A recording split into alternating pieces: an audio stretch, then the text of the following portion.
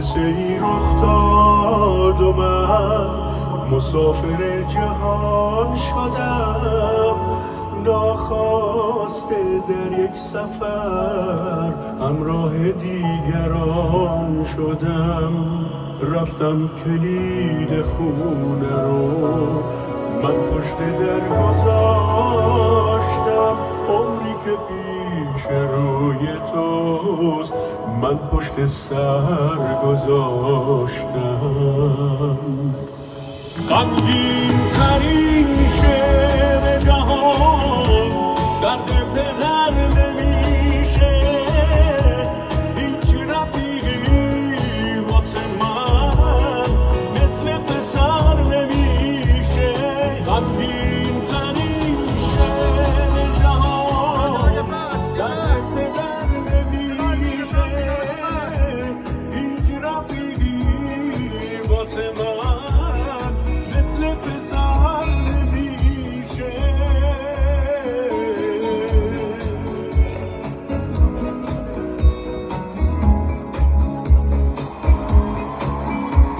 ولی من در این که من وقتی زیادی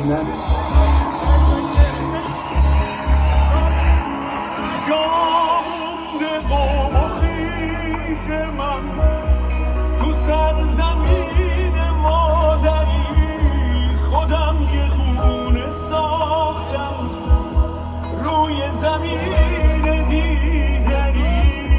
باید منو از این کبیر تا زیر باران ببری، یه روزی همراه خودت منو به ایران ببری، منو به ایران ببری. غمگین ترین شعر جهان درد پدر نمیشه، هیچ رفیقی واسه من مثل پسر نمیشه. غمگین ترین شعر جهان درد پدر نمیشه، هیچ رفیقی واسه من مثل پسر نمیشه.